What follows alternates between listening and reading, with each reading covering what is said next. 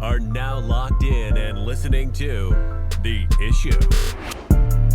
This guy is a franchise quarterback, and no, I don't want to hear any pushback on that. It feels like a top 10 roster to me. It feels like it can win a championship. This is The Issue. Yo, what's up? We are back. It is The Issue. It is August 12th. It's a Friday, and it feels great to be back in the studio. We took 2 weeks off, a much-needed vacation, a little time away to clear the mind and get ready for this NFL season. So we are back, and this should be a fairly packed episode. We have a lot to get to.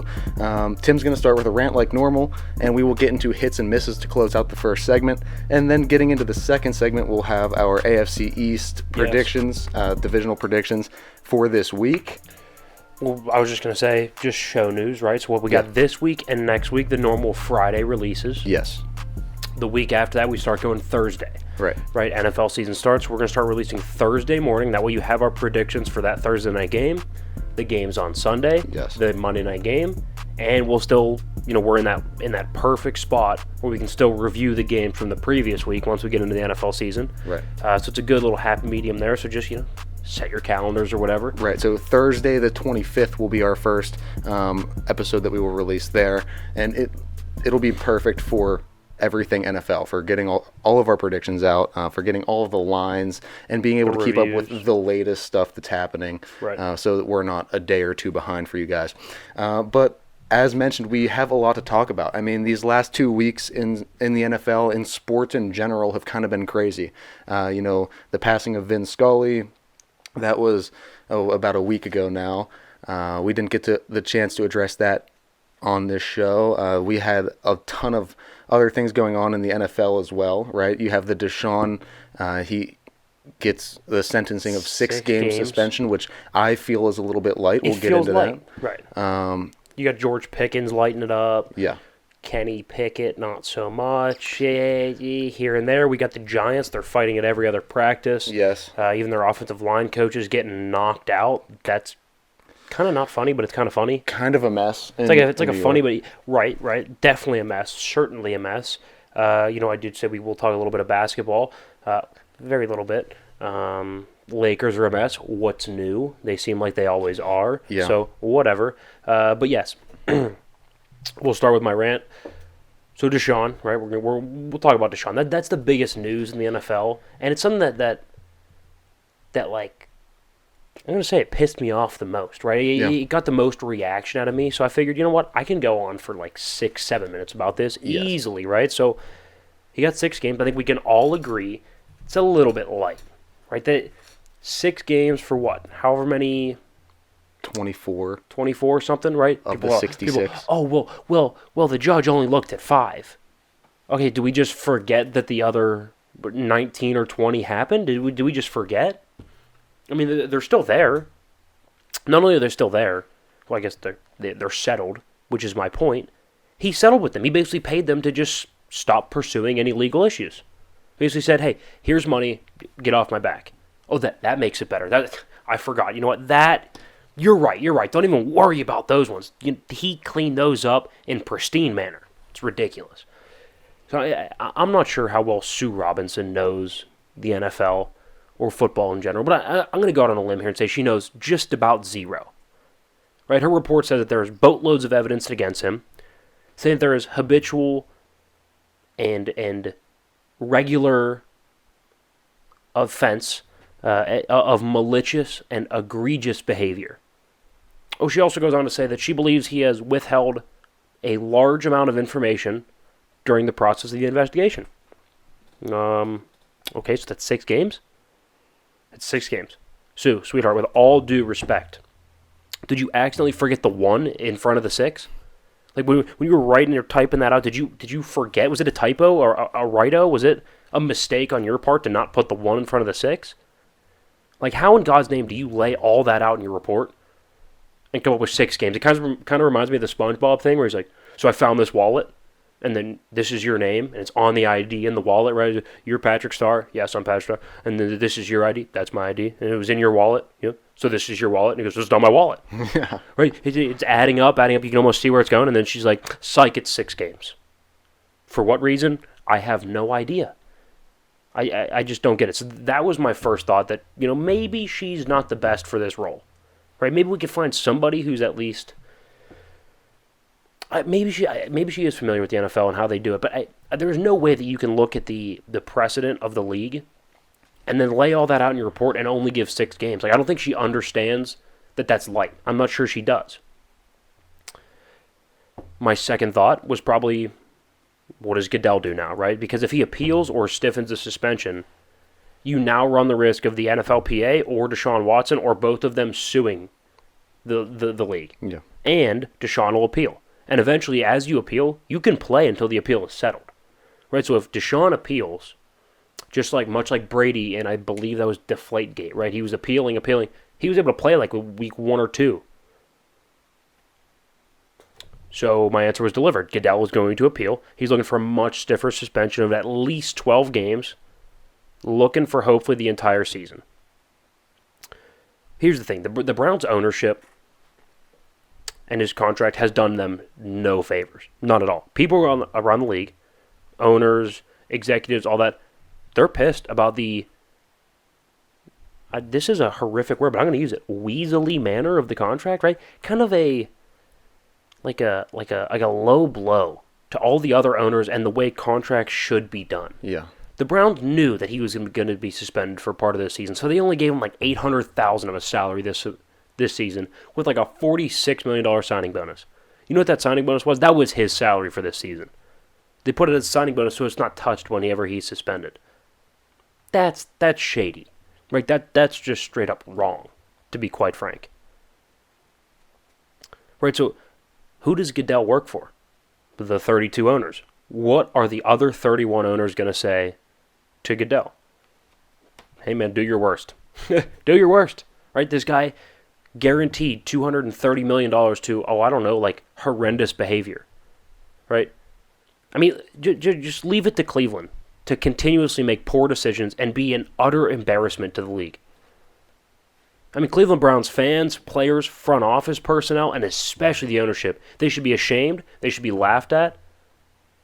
I mean, they are an utter disgrace to football. They're the scum of the earth. I can't stand Cleveland. I'm sick of them, and I'm sick of this story. Right? I will not discuss this again until this appeal is resolved, and it'll either be more anger because it wasn't raised enough, or it'll be absolute jubilation because it's 12 plus, hopefully a season. I mean, it is egregious. Who actually thinks that 6 games is realistic? I mean, that is ridiculous. That's insane. That's insane. I really hope Deshaun's suspended for a year. This is my dream. Let's lay out my dream fantasy here. Step 1. This appeal turns this suspension into a full season, meaning Deshaun Watson has now sat out 2 full years of NFL football. Step 2. He comes back in 1 year and is utterly horrific. Step 3, he is so bad continuously that he is now out of the league and the Browns are swirling the drain once again like they've been for the past 25 years. 3-step plan. Step 1 is in progress.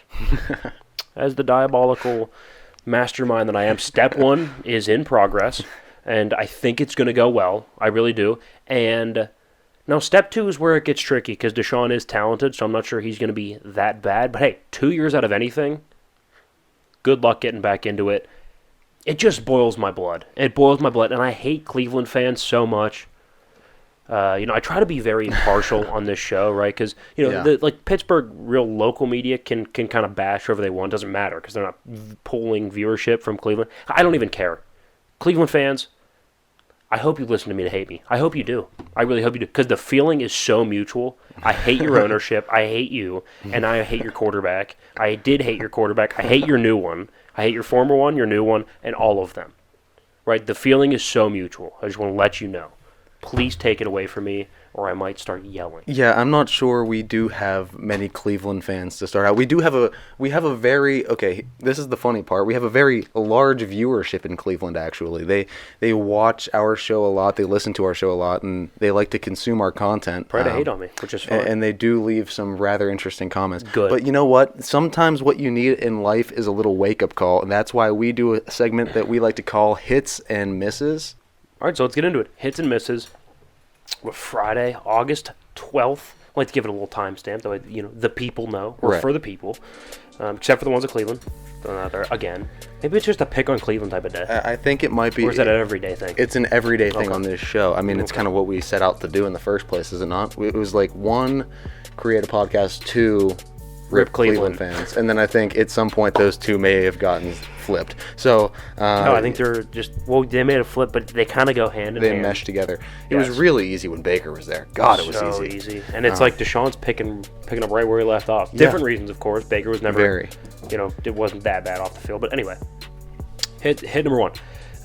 We've said this before. We tend to trust Steelers drafts, right? They're really a really solid drafting organization, especially when it comes to wide receivers. Oh, man. Well, second round pick George Pickens is an absolute dog, a menace, right? He's my pick for rookie of the year. I think he's got the size, the speed, the hands. He's got the grit. He's got some alpha to him. Yeah. I think he's got it all. I worry. He can be a little bit of a diva eventually once he sees some success. I can see a little AB in it. Call me crazy. I could see a little AB in it, but at the end of the day, let's give him the benefit of the doubt. I think he's going to be really, really good. He's my pick for offensive rookie of the year. I totally agree with you. On the diva part, though, I think Steelers fans have a sour taste in their mouth because of an AB. You'll get guys that are divas sometimes, an OBJ, but if they're in the right system, right coach, usually they can balance it out a little bit. AB was like one of those scenarios where it's just like, you're not getting him back now. Right. But no, George Pickens is, I think, going to be the most productive Steelers player this year. I'm going to make that prediction. I think so too. I think I see a lot of Jamar Chase, like first year, bang, he's ready to go. Right. They've been putting him in one-on-ones very frequently, and he's been dominating too. Going over the middle, making catches. I've seen him making acrobatic catches, one-hand stuff, falling backwards. It seems like he's going to be a really good plug-and-play guy in really any type of formation scheme that the Steelers are going to draw up this year. I agree. On the flip side, Steelers have a little bit less of a hit rate on their first-round picks, and I worry about Kenny Pickett a little bit. So I said I recommended starting Kenny Pickett. Well, evidently he's not looking too hot in camp. He's currently third on the depth chart that they just released last week, the first one of the year. It tells me that they either have the wrong guy. No, that's all it tells me, is that I think they have the wrong guy. Now, we'll see. And I'm still remaining optimistic. I'm just saying, prediction-wise, I'm not a huge fan, right? So his only plus trait was that he was NFL ready. Right? If we wanted a guy with the best arm, Malik Willis. One of the most mobile, Malik Willis. We wanted maybe more, SEC-style spread-them-out football, Matt Corral.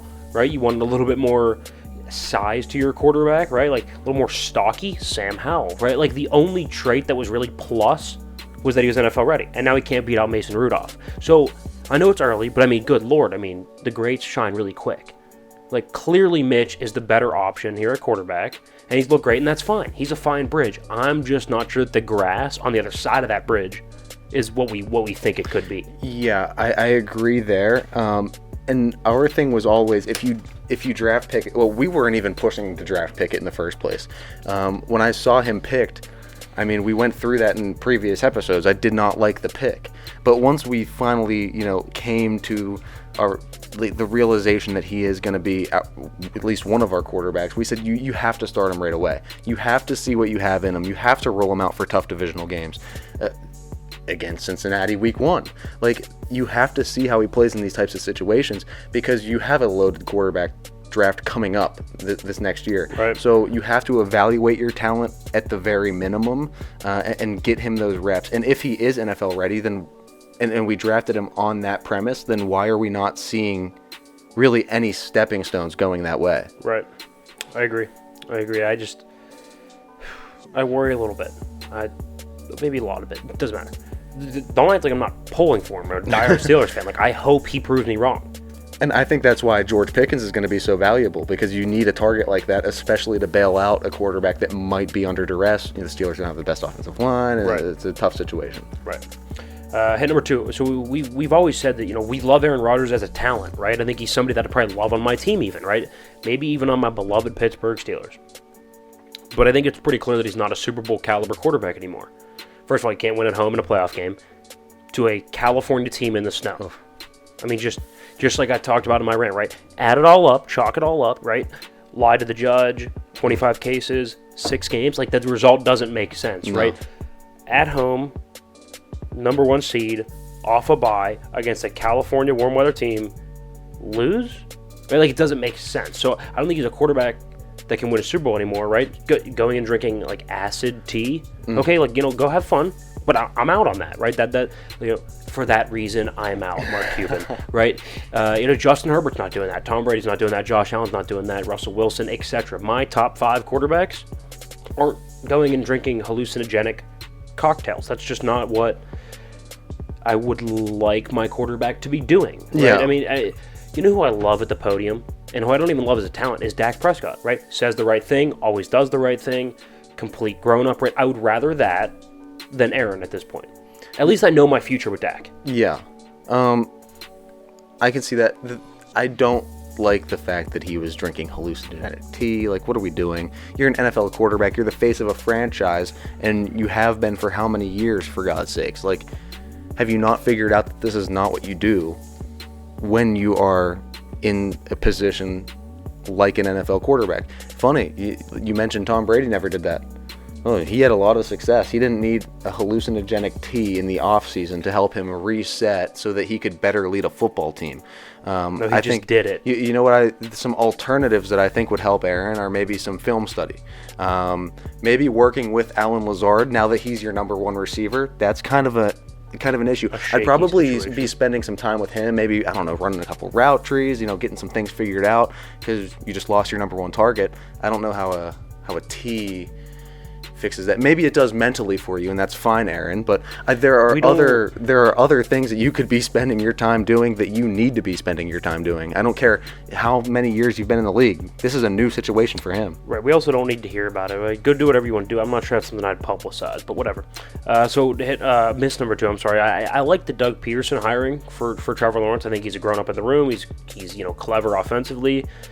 But, I mean, good Lord, playing almost all the starters, including Trevor Lawrence and Travis Etienne in the preseason, I think that's a bad idea. I think it's a lose-lose, lot of risk, not a lot of reward situation. But, I mean, hey, go for it. I disagree with it. I think it's a bad look for Doug Peterson and the Jags, but whatever. What are you getting from that with your potential stars other than them to get injured? I mean, they're seeing better reps in practice at that point, and they're not getting hit in practice, but you're going to roll them out against a third team to maybe have some success and be like, oh, well, we won a couple preseason games. Okay, nobody else played anybody. It doesn't make any sense to me. Hit number 3, my legit only opinion about the Lakers is that Russell Westbrook is a horrific fit, and I don't think he's a good NBA player anymore, regardless of fit. I think maybe if you are a boring team that needs to sell tickets, like maybe Washington or Sacramento, maybe like a city that needs to sell tickets and kind of needs, I guess, a centerpiece. He's not really a centerpiece, but needs a guy to quite frankly just sell tickets. He'd be a good fit. But I think he's a really not productive NBA player. I think he is way too ball-centric, right?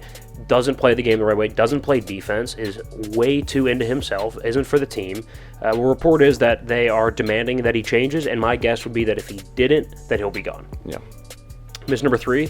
And our final little miss here of the segment. So, I had a pretty rough rant about 1.5 years, 2 years ago, right? I said, be careful about paying Josh Allen, right? So now, obviously, his numbers back then were still better than Goff, but only marginally, right? So I compared Josh Allen's numbers pre-payday and Goff's numbers pre-payday. Now, Allen's were better, but not astoundingly better, and Jared's been to a Super Bowl. And I said, all things considered, but they're decently equal, right? I'd be careful. And they were back then. They were back then.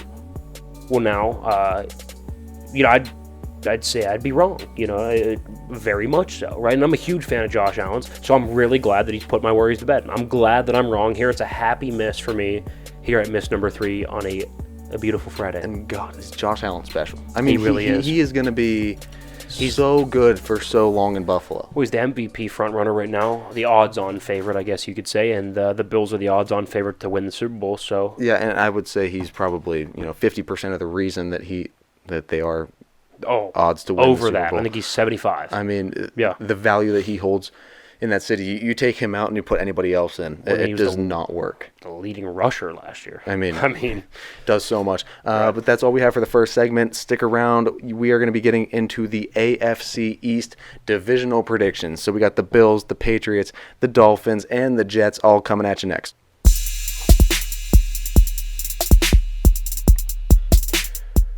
All right, we are back. Check. Mike is hot. All right, we are ready to go. Yep. On a Friday, weather report. Hot, but cooling down a little bit. Yes. Still so humid, though. All right, so it's been raining a lot, but the humidity hasn't subsided. So maybe I'm crazy. If there's any actual weather people out there, please correct me if I'm wrong, right? Humidity builds, and then it rains. Yeah. So now, like, in my head, I see it both ways, right? Wouldn't that release the humidity? But then in my other, part of my mind, I'm like, well, there's more water down on Earth near us, so wouldn't there be more humidity? So, like, I see it both ways. Raining I always increases humidity. See, I always thought it was reversed. We've had more rain. It hasn't stopped raining for like the last week up until now.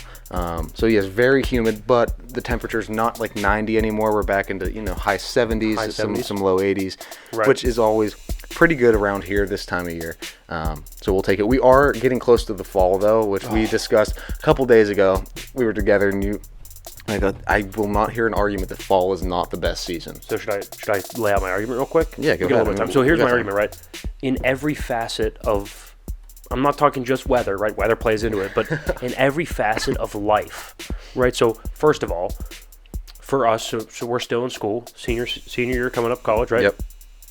But even in the fall, you still have a little bit of enthusiasm and some will to live. You haven't been absolutely demoralized, undressed by your professors yet. You've been, relatively, you're feeling good about your life. The weather is solid, right? 60s maybe. Every now and then it gets a little chilly. Ooh, throw a hoodie on. I like my hoodies anyway. All right. A little flannel. Fantastic. Football season, obviously. Yeah. And then we hunt a little bit, right?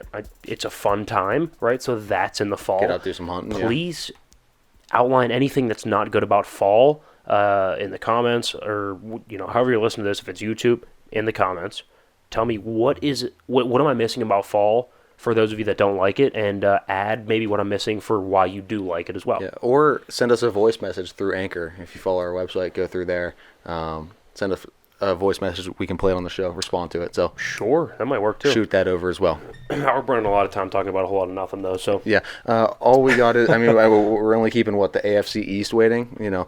So let's get right into that. The divisional predictions for the AFC East for 2022. Let's go. We start at the bottom, right? Is that right? Yeah, we always start bottom up. Cool.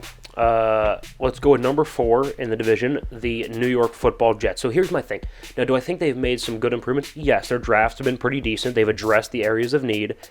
But now that their left tackle, Mekhi Becton, we can probably say he's a bust, right? If he misses this whole season, which he got hurt, and he's expected to miss the whole season, he'll have missed 35 of 50 eligible games. Yeah. And when he plays, he's good, not special. So that's probably a bust there, right? And the quarterback, we don't know yet, right?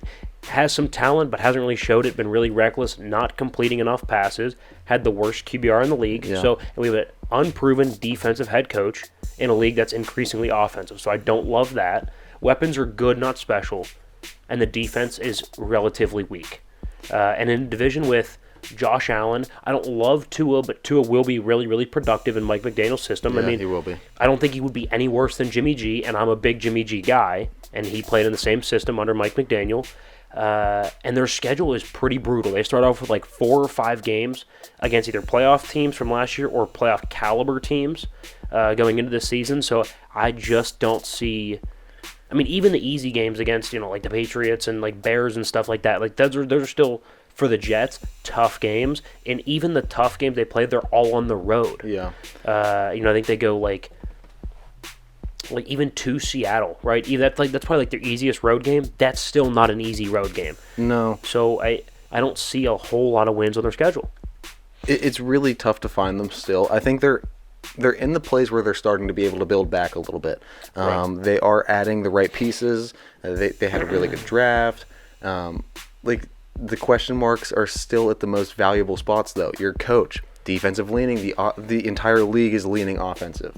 Your quarterback, big question mark. Does he have arm strength? Yeah. We were talking the other day that there was a video of Zach Wilson throwing the football at training camp, and it was like one of the hardest footballs ever thrown. The fastest thrown football in training camp history. And it's like, that was never the question with Zach Wilson. It's where's it going? Accuracy. It's decision making. It's avoiding the rush. It's everything else that you need to do. So yeah, 4-13 seems about right for the Jets. They're going to need to really show that they have something moving in the right direction if they want that to increase. Right. Well, let's piss off some more people that we really don't care about. That's New England Patriot fans. They're right up there with Cleveland fans. Plus, they've got a lot of karma coming to them. You know what I mean? Yeah, you won 7 Super Bowls. Right. You're owed a bad season, and I think here it is right here, 5-12. 5-12 is the projected record that we have for the New England Patriots. Here's the thing. Quarterback play, average at best. Average at best. No real offensive coordinator. You lose one of the best in the game, Josh McDaniels, as your offensive coordinator. Mm-hmm. You lost your best offensive line piece, Shaq Mason. You know, your weapons on the outside really aren't special. Not a whole lot of perimeter talent at all. You overpaid last year for a lot of free agents that didn't really pan out. Your defense is good, not special. You lost your top corner, right? So the schedule's tough, right? I think they've been losing to Miami a lot recently. I don't think that changes. And you have Buffalo, who's an absolute buzzsaw. Like, I don't understand. I don't know where the wins are going to come from. Now I think Bill will coach him to a couple. Yeah. But even then, I still think it's only 5 wins. He'll get them 6. I completely agree. He'll get them prepared and ready to go for every single game, and they'll have a shot because of him. But he can't strap on pads and go down there and play. And plus, we're going to get to it in the third segment, who we project to be the best sophomore superstar of the class of quarterbacks going into their second year. Mac Jones isn't a guy that I would really consider. I still question a lot with him, and just Alabama quarterbacks in general. I don't tend to trust. It's a thing that I have. So I mean, name me the one that has succeeded at a high level. So that's what I thought. All right, Dolphins at number 2. I think this is a fringe playoff team. I think 10-7 feels about right for them. Right, they're still rebuilding the offensive line, and the defense could use some pieces, especially after losing a defensive head coach like Brian Flores. Mm-hmm. I expect the defense to take a slight step back, but they add a lot of good weapons in the backfield, and obviously Tyreek Hill. So now you have Tyreek Hill, Jalen Waddle, Cedric Wilson's a really good 3, and Mike Gesicki is a fantastic tight end. Yeah. You now have 3 or 4 backs. You can go 3 or 4 deep that are all starting caliber backs. You got Myles Gaskin, Sony Michel, Raheem Mostert, Chase Edmonds, just to name a few. There's a top 4, and all of them were starters last season. So you have a lot of talent in the backfield, so Tua is not going to have to carry the roster. And, first of all, it's a good roster, and I think Tua is going to take a step up, right? Like I said, Jimmy G in the same system was a really, really serviceable quarterback. Yeah. He was accurate and he was on time. I expect Tua to be those things. Is he going to be extraordinary, outside of the framework of the play? Maybe not. Does he have to be? Not really. Right? So, as much as I bang on Tua, I think he could be a very productive quarterback this year, and I think it'll lead him to about 10 wins. I think at best 11 if they, get a couple things go their way. It's the NFL. It's inches really, really matter. Yeah. I think 10 wins is also a pretty generous prediction towards Miami. As to what they've been and where people see them going, I feel like 10-7 is just kind of, it's very accurate in my opinion, but I also feel like, this is also kind of pro Miami a little bit. Sneak into the playoffs, maybe catch a win or two. And they have some of the nicest practice facilities. We kind of went through Miami a little bit in the last week. Yeah, how was it? Flew over their practice facility, landing around Fort Lauderdale area, and you could see it coming in. Yeah, it was pretty cool. So. Right, and you mentioned getting in the playoffs, right? Imagine it's January. Do you want to see that system, hard-nosed, running the football system with 4 backs coming at you? I wouldn't want to face them, so that could make some noise. Detrimental to a team. Yep. All right, how about Buffalo in the number 1 spot? I don't think it's a shock to anybody. I think it's probably, right now, if I had to pick the best team in the league, I think I'd probably go with Buffalo. I think they have a chip on their shoulder, too, especially the way they lost last season. I think they would have to. One of the top MVP picks. at quarterback and Josh Allen, right? Do I worry that they'll run the football enough? Yeah, I do worry a little bit, but they have really good weapons, a solid offensive line. They have a really good pass rush. I think they have one of the top corners in the game in Tre'Davious White. Tremaine Edmonds and Matt Milano are coming back as inside linebackers. They're solid. And then you have Sean McDermott, who's a really, really solid coach. I worry he's defensive, and I worry about losing Brian Dable. But I think Josh Allen at this point is self-sufficient, right? Doesn't need Brian Dable to develop him anymore. He can kind of do it himself. Him and the offensive coordinator, the new one, can kind of take over that system. I don't think there will be too much of a decline on the offensive side of the ball. So Buffalo at 14-3. I mean, we had trouble finding wins. It was plausible to go 16-1. Yeah. I mean, seriously. We got to the end, and it was very, very hard to start to look and pick out losses. Like, you had to start pick out some upsets and stuff. Yeah, and this is a Thursday night game they play, a little short rest. I mean, right. But then again, the other team also has short rest. It's a whole thing that goes into it. Right. Are they traveling? What time are they playing at? A lot of that stuff matters. But yeah, I mean, Buffalo at the top of the division, I don't think it's really a shock to anybody. Right. It's going to be this year, next year. We talked about it. They did pay Josh Allen. That's the truth of it. So Their Super Bowl window is shrinking. I think if they're going to make a move, it's got to be now. Go this year or next year. Make a push. I completely agree. So to run back through the division. So just to run back through it, we got the Jets at 4-13, the Patriots at 5-12, the Dolphins at 10-7, and then atop the division, the Buffalo Bills at 14-3. It seems about right. The order is definitely correct. Yes. Now you can nitpick a game or two here and there. I can't see it finishing. The Dolphins aren't order. winning. The Patriots aren't finishing higher than the Dolphins, and the only two that I could honestly see maybe flipped are the Patriots and the Jets. You think the Patriots could finish last? See, I don't think they will. I just don't think Bill. I think Bill's too good for that. If it wasn't to finish like this, the only other way that I could maybe see it finishing is the bottom two flip, because I don't think the Bills are going to win the division. Right, and I don't think the Dolphins are as bad as the Patriots. I think the Patriots are significantly worse than the Dolphins. The gap is closer with the Patriots and the Jets, though. Right. I get what you mean. Either way, it is now time to get into the superlatives for the AFC East. So that is MVP, Offensive Player of the Year, Defensive Player of the Year, Breakout Player, and then the Coach of the division. So let's go with that. All right, we'll start with MVP. I think it's pretty clear Josh Allen. I think he might be the MVP of the league, so by default he would probably be, the MVP of this division. I would hope so. First of all, he's the most important position is quarterback. He is easily the best quarterback in this division. Top 3 in the league. He's their leading rusher. Obviously their leading passer. He's their most dynamic football player, period. Accounts for most of the points and yards. Like almost all of them. Yeah. One of the best arms in the league. He's now added another dimension to his game, which is pinpoint accuracy, especially down the field. So Josh Allen an MVP. Who else would you even pick? I mean, let's try to pick a second. Okay, moving on, because we couldn't. Seriously, I was mulling it over there, and nobody came to mind. I think our Offensive Player of the Year might be. I think that'd be like my next pick. Yeah, he'd be the next pick. If Josh Allen wasn't in this division, he would probably be it. Or maybe the guy down in Miami, Tyreek Hill. Quite possibly. That would be the only other two that I can even fathom. Yeah, but I don't see Tyreek being as productive as our Offensive Player of the Year, which you can see it here.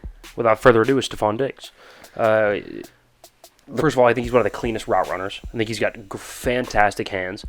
He's one of the guys where I have no doubt that he is in the offseason. He is working his butt off every single day to clean up every little thing. I mean, when they lost to the Chiefs, he was on the field watching their celebration. I mean, like, little things like that. You could tell he's come back with a chip on his shoulder. He's got, again, one of the best quarterbacks in the game, delivering him the football. Like I said, clean routes, good hands. I don't know what his weakness is, so I'll go Stephon Diggs, Offensive Player of the Year. Yeah, and he partnered along with a Josh Allen. A quarterback like that's going to be able to get him the ball in every single situation. And push it downfield. And put it right in the basket, too, because he can get open on those fly routes. We've seen him do it for his entire career. So, I mean, Offensive Player of the Year, the most electric receiver to go with the most electric quarterback in the division makes sense to me. Yep. Our defensive player of the year, a little bit of a shock, kind of predicting. I guess not a shock. He's a really good DB. I'll go Xavier Howard. So Xavier Howard, really good, really well known for his interceptions. He's more of a ball hawking defensive back. Went back and forth between him and Tre'Davious White with the Bills, but we got to spread some love to some other players. Yeah, right, and on plus, some other teams. Right, and plus Miami's going to have to. They're gonna have their defense gonna have to step up if they want that 10-7 record, right? I don't think Tua can carry them to that. So I think they're gonna have to step up, and I think a big part of that will be Xavier Howard. I think he'll get 3-4 picks. He'll be in the top 5 in interceptions. He's always been a good cover corner as well. So defense player of the year, Xavier Howard, makes sense to me. Absolute sense. Yeah, he's gonna be kind of the one, I would say, in charge, and he's the captain of that defense for sure. Well, he's in charge of holding that culture that was shaped by a defensive head coach, Brian Flores, and he did a great job with that defense, and he was building something. We were a little confused by the firing earlier in the year. Right. So, I mean, if there's anybody that's going to be able to carry on the tradition of that defense and, push that, because Tua's not going to get it all done for you offensively. Right. You're going to need a lot of help on the other side of the football, and I think he's a guy that's going to be able to lead them there. Couldn't agree more. All right, breakout player. I don't think this is going to be a shock to anybody, but Elijah Moore, the wide receiver out of Ole Miss, who is going into his second year with the Jets. Kind of a shiftier slot type of guy. Yeah. But he's got some size to him. Not super tall, but he's got some bulk to him, right? So I don't think he's going to get hurt or anything like that. I think he'll have a really, really nice 17-game season. Might miss a game, which was 16. Right? I think he's going to have a really nice season. You look up, and he could have 1,200 yards and 9 touchdowns. I think he's going to be Zach Wilson's number 1 target. Yeah. He'll be sharing it with Corey Davis, but I think he'll have a really, really good year. Shifty after the catch. Elijah Moore for breakout player of the year. He reminds me a lot of Deebo Samuel. I see some comparisons there just because of the size, the grittiness, and the way that they play the game. Both very aggressive and almost, instead of drifting to the sidelines like a lot of receivers do. Oh, they're putting their shoulder down. These are the type of dudes that go and almost find people on the defense to go run over. Yeah. I love the style of play. It's worked out great for Deebo. I could see that being a big factor in Elijah Moore's game, and I think he's going to step that up this year too. Yeah, I agree. And Robert Saleh coming from San Francisco, wouldn't be a bad idea to use him in a similar way, right? Exactly. Some jet sweeps. I don't love maybe putting him in the backfield because they do have a strong backfield, but incorporate him other than just the pass game. I agree. Yeah. Coach of the year. I mean, we went back and forth, right? And you could argue Mike McDaniel, right? Because I think the Dolphins are going to look significantly improved. You could argue Sean McDermott because he's one of the best coaches. You could argue Bill Belichick because he's all-time one of the best coaches. We kind of settled on Sean McDermott because, first of all, I think this is the year that they take that next step. And if they don't at least get to the Super Bowl, or if they don't win the Super Bowl, I think they'll at least get to the Super Bowl. Yes. That's my team to come out of the AFC. And I think you're going to see the defense take a step up as well. They started playing really well at the end of last season, kind of, started to figure it out with some new pieces. I think that'll continue into the season. They could very well have a top 3 offense and a top 3 defense in the league. And I just don't think Bill this season has it. I just don't think. Look, why would you appoint one defensive head coach and a special teams coach as your offensive coordinators? And their quarterback coach is a former DB. And what are we doing? And he still takes all the reins on the drafting and the scouting. They drafted a guy who was projected in the 4th round. They drafted him in the 1st round, a guard from Chattanooga. Yeah. It just doesn't make sense to me, right? Sean McDermott is clearly, right now, today, a better football coach and has his team moving in a better direction than Bill has the Patriots moving in. He's just younger. He has a better feel for the more recent game of football. I feel like Bill is yes, defense is very important, but it's no longer the defense is the most important part of your team. No, far from it. So, I mean, you have to have that mindset of adapting to the league and the way it's changing. You can't be stuck in your ways in the NFL whatsoever. I think it's 60% offense, 30% defense, 10% special teams. Yes. That'd be a solid breakdown. Yeah. Right. Okay. So Bill 30, he gets 30%. Right. What's that win you in a 17-game season? About 4 or 5 games. What do we have, Matt? 5 games. 5 and 12. Right, because our offense is horrendous. And it's really hard to find more wins than that. So yeah. Sean McDermott, a coach. So if we just want to just run back down through those, toss the graphic up. We have MVP. we got Josh Allen, and then Offensive Player of the Year, Stephon Diggs. Defensive Player of the Year, Xavier Howard. And breakout, we have Elijah Moore breaking out from the Jets, and Coach of the Year, Sean McDermott of the Buffalo Bills. That is all we have for the second segment. Stick around for the third segment. We will be giving you the sophomore superstar. Who do we think is going to have the best second year in the league out of all the quarterbacks drafted in the previous draft? So stick around for that. Not going to want to miss it.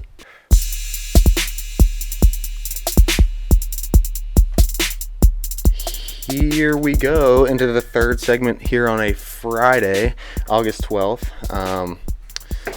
Pretty interesting. Strange. Pretty interesting segment. We have who will be the best superstar sophomore quarterback, right? So quarterback going into their second year in the league, maybe didn't pop much last year or as expected due to the draft, and then... Right. So we have Trevor Lawrence, Zach Wilson, Trey Lance, Justin Fields, Mac Jones. I guess the only one that would be, like any of the quarterbacks drafted would be eligible, but the only one that's going to have a starting spot would be Davis Mills. Yeah. Right, so all those 6 are going to be starting quarterbacks that were drafted last year. Will begin their second season in the NFL. Mm-hmm. Those are the 6 starting quarterbacks: Trevor Lawrence, Zach Wilson, Trey Lance, Justin Fields, Mac Jones, Davis Mills. And it's going to be interesting because, I mean, a lot of these guys, especially with Trevor Lawrence, is the first one that comes to my mind when I think of, like, talent. Right. It seemed that he was in the news. He was covered forever at Clemson. Right. He just felt like he went to school there for like 5-6 years almost because And you it was just only 3? And it was 3. Yeah. And all you heard about was Trevor Lawrence, and he was in the spotlight. Then he goes to Jacksonville, and he kind of hit a little bit last year. He was a prodigal son in Clemson, so, I mean... Well, yeah, but it's just he went from being covered, talked about most in the media, to kind of pushed down to nothing in Jacksonville. I think a guy like him, it's going to be really interesting to see how he responds. All right, so who's your sophomore superstar? You want me to go first? No, you go first. I like Trevor Lawrence. Okay. All right, so here's the thing. Well, I honestly didn't even do my research. What a bad podcaster I am. Okay, so let's look at the Jaguars' offensive weapons. Okay, Jaguars' offensive weapons. So first of all, I think the addition of Doug Peterson is huge, right? So you look at what he had was the most chaotic coaching situation probably in the league in Urban Meyer. Now you give him Doug Peterson, who has taken Carson Wentz to the Super Bowl, which I'm higher on Carson Wentz than most, but we can all kind of admit, not the best quarterback, right? We actually took Nick Foles there for the latter part of that run, but it started with Carson Wentz. So he took Carson Wentz and Nick Foles to a Super Bowl and then beat Bill Belichick and Tom Brady in it. Right, so he knows a thing or two about a thing or two. You get ETN back and healthy. I think that's a huge get. His college running back, he already has, he has a relationship with him, right? He's comfortable with him. You get ETN back and healthy. James Robinson comes back, who can still run the football really, really well. Obviously, you lose DJ Chark. That's not great. Marvin Jones is still a really, really solid receiver. Laviska Shenault, I believe, is going to take the next step up. Wide receiver from, I believe, Colorado. Was drafted a year before T-Law. Right, so I'm looking here, right? Offensive weapons. Let's see. June of 2022. All right, that's us. Right, okay, so we have ETN. That's who I was thinking of, right? So then you go and get Christian Kirk from Arizona. That's going to be your number 1 target. You'll have Zay Jones, who kind of resurrected his career a little bit with the Raiders last season. Kind of a big catch guy. And then you got Evan Ingram, the really talented tight end from the Giants, who comes over, right? Didn't put it all together with New York, but I think has the talent to do so, right? So you add all these new pieces, all this new talent, and you give him a really solid offensive head coach. I think you're going to see the biggest leap in Trevor Lawrence's game out of all the rookie quarterbacks. That's my case for Trevor Lawrence. Yeah, and I like that. Then again, it's Jacksonville. Well, yes, it's Jacksonville, but he has had a lot of pieces around him that were the issue resolved for the most part. Right. Like external noise, a lot of noise is now gone. So I like that. The guy that I like, Trey Lance. I mean, that's fair. He's probably got the most talent around him and the most stability. Yes, I mean, you're in a stable organization, like you said, with San Francisco. They've been great. It's been a very, they're a very, very highly sought after team in the league. Oh, yeah. I mean, Trey Lance is one of the most athletic quarterbacks, I would say. Right. Just in the division alone. Oh, yeah. Not to mention the entire NFC, possibly the NFL. I mean, he is athletic. 6'4", and can move and has a rocket arm. Yeah, and they just got Ray McLeod from Pittsburgh. Right. You got Debo, Brandon Ayuk. Ray McLeod said he compares Trey Lance to Bills quarterback Josh Allen. Now, I'm not sure I'd go that far. I don't think he's quite as big and as physically gifted, but I mean, his arm is special. Have you seen some of the throws he's been making? Yeah, I mean, he's fantastic. And you probably have the best left tackle in all of football. well, and a really good right tackle. You're George also Kittle. able to retain Debo Samuel, which was huge. So now Right. you have that reliable target that you're going to be able to hit 90% of the time when things go south. Right, and not to mention you have Elijah Mitchell, Jeff Wilson, Trey Sermon. They just drafted, I think, 2 more running backs. So like they have a run game. They have a really good offensive line to block for the running backs. I'm looking at their depth part. It's insane. They're loaded. Not to mention you have Kyle Shanahan. But, right. I mean, go across their line, their defensive line, because you don't want them to have to win shootouts, right? Javon Kinlaw, Eric Armstead, Nick Bosa, you got Dre Greenlaw, Fred Warner, and I don't know who that guy is at linebacker. He'll probably be serviceable because everybody is. You have Jimmy Ward in the secondary, right? He's been solid. Darqueze Dennard. You get Charvarius Ward from Kansas City, right? He was really, really serviceable. I mean, they're solid almost everywhere you look. I'm looking at their roster right now. I mean, they're solid. Look, I don't think anyone argues that that's the best situation of all these quarterbacks. No, he's definitely has the. You could roll out Justin Fields right now. Not even Chicago close. is a dumpster fire. Not even close. You can roll out Zach Wilson in the Jets. Right, they're probably going to be another tire fire because if you were a betting man, right, you had to put money down on it. Would you bet that the Jets were going to be good or were going to be a tire fire? Tire fire. Thank you. So they're going to be a tire fire. I mean, like, what have we seen from that organization that screams stability and that screams we breed quarterbacks? Not much. Right. And go ahead and look at Mac Jones in New England. Well, his second year is supposed to be filled with development. Nope, here's a defensive coordinator, a special teams coach, and a defensive back coach as your 3 main offensive assistants. Have fun. Clearly not the best situation. No. Trevor Lawrence was my pick, but at the end of the day, I have to admit, it's Jacksonville. Right? Why would I have any faith in Jacksonville to do anything? I don't. He definitely doesn't have the stability around him as much as a Trey Lance, but I think Trevor Lawrence has things about him that set him way ahead of a lot of other quarterbacks. But if you were looking for the best environment to nurture a young quarterback, it would be San Francisco. Out of all these teams that have a second-year quarterback. Can run the football, play good defense, solid offensive line, the best left tackle in football, one of the most creative offensive coaches in football. He's huge, and he's athletic, and he has everything. He passes the eye test. He has all the intangibles. Let's see. He is 6'4", 230. Yeah. That's a big dude. That'll play. That'll certainly play. Booming arm. Yeah, that'll play. I mean, so I saw this throw. He was rolling to his left, kind of threw a crossbody, had to almost jump, spin, boop, sling it. It was a layered throw over a defender, but in front of the safeties. Beautiful toss. Now, granted, it's not the upside you worry about. It's the consistency, right? He's only completing 58% of his throws last season in 2 games. Sure. So, not ideal. I mean, not ideal. It's he had 603 yards in 2 games. Not bad. 2 games, 5 touchdowns, 2 picks. That's not bad. No. It's the completion percentage I worry about. Yes. Right. What you can't do with this team is lose the game for them, and a bunch of 3-and-outs lose the game for you. 57.7%. Right. You might not be actively throwing it to their team, but a 3-and-out, you're not helping either. No. Right. 57% completion percentage last year and a 97.3 QBR. So call him 97. Not bad. Okay, so your pick is Trey Lance. I'll go Trevor Lawrence. Okay. I like that. Well, would you look at the time? That's everything we have for this So- week. To sum up, screw Cleveland, screw the Patriots.